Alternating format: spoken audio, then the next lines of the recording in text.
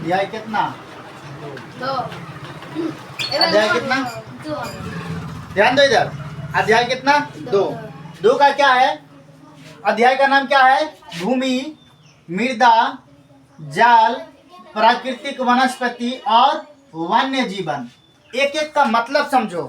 भूमि का मतलब क्या होता है? भूमि किसको बोलते हैं? भूमि किसको बोलेंगे?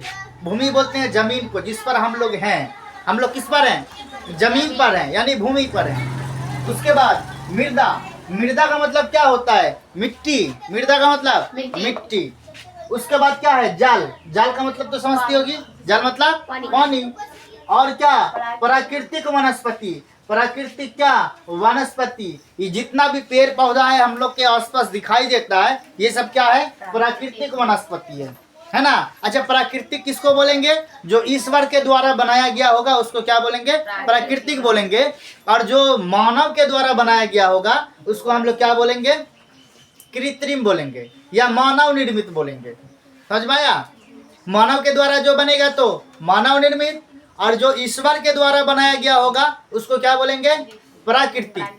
क्या बोलेंगे? प्राकृतिक। अच्छा, जितना भी आसपास पेड़ पौधा हम लोग के दिख रहा है, ये क्या है? मानव निर्मित है या प्राकृतिक है?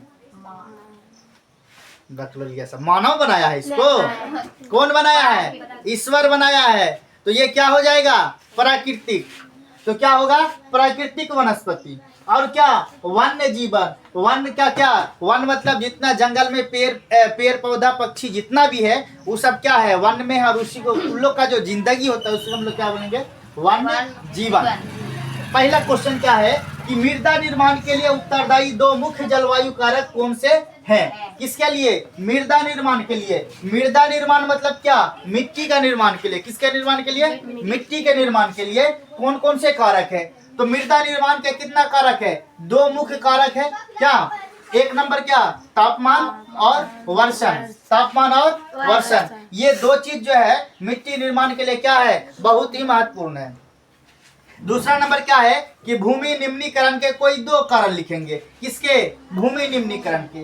तो भूमि निम्नीकरण का 2 कारक क्या क्या है? देखो, भूमि निम्नीकरण के 2 कारक क्या है? निम्न है। क्या? मानवीय कारण। कौन कारण है? मानवीय कारण। वनोन्मूलन, अतिचारण, रासायनिक उर्वरकों और कीटनाशकों का अत्यधिक क्या? उपयोग। यही सब क्या? अच्छा, कीटनाशक का हम लोग क्या कर रहे हैं? बहुत ज्यादा उपयोग कर रहे हैं। रासायनिक उर्वरक का क्या कर रहे हैं? बहुत ज्यादा उपयोग कर रहे हैं। खेत में जो हम लोग देते हैं उसको क्या बोलेंगे? पढ़ाए हैं, बोलो। खेत में जो हम लोग बोलेंगे वो खाद है।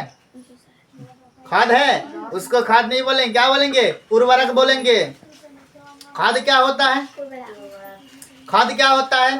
गोबर और मिट्टी और मानव अपशिष्ट से जो बनता है उसको हम लोग क्या बोलेंगे? खाद बोलेंगे। और जो हम लोग खेत में देते हैं यूरिया पोटास वगैरह उसको क्या बोलेंगे? उर्वरक बोलेंगे। पढ़ाए हैं तुम लोग को, है ना? ख्याल नहीं है, ख्याल रखना होगा।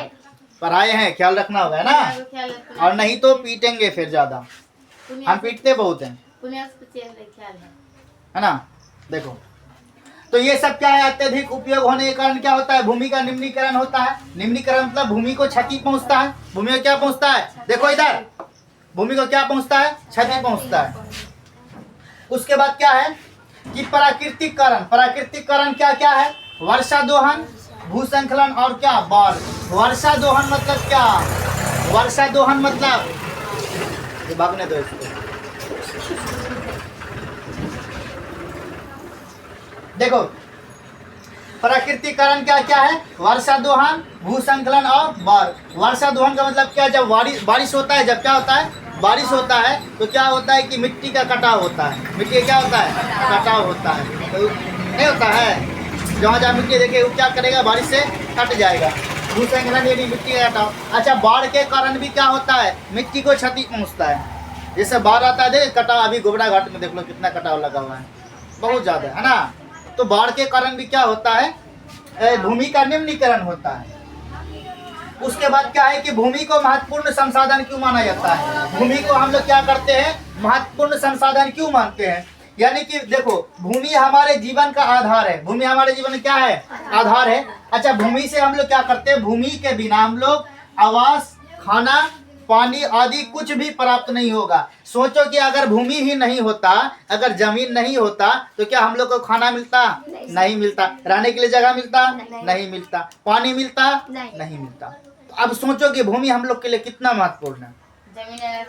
जमीन नहीं होता तो हम लोग भी नहीं होते, है ना। अगर हम लोग होते और जमीन नहीं होता तो एलियन हो जाते, है ना। ऐसा कोई बात नहीं। देखो, तो इसमें दर्शाया क्या कि भूमि को महत्वपूर्ण संसाधन क्यों मानते हैं हम लोग? इसलिए मानते हैं कि भूमि हमारे जीवन का क्या है? आधार है। इसके बिना हमको आवास, खाना, रहना, है ना। आवास मतलब क्या? रहना, यानी कि घर। उसके बाद खाना हम लोग खाते कैसे? मिट्टी नहीं होता तो फसल कहाँ से उग जाते हैं, है ना। पानी कहाँ से आता? इसलिए इस सब के बिना हम लोग को क्या होगा? अगर भूमि ही नहीं होता तो ये सब हम लोग को प्राप्त नहीं होता। इस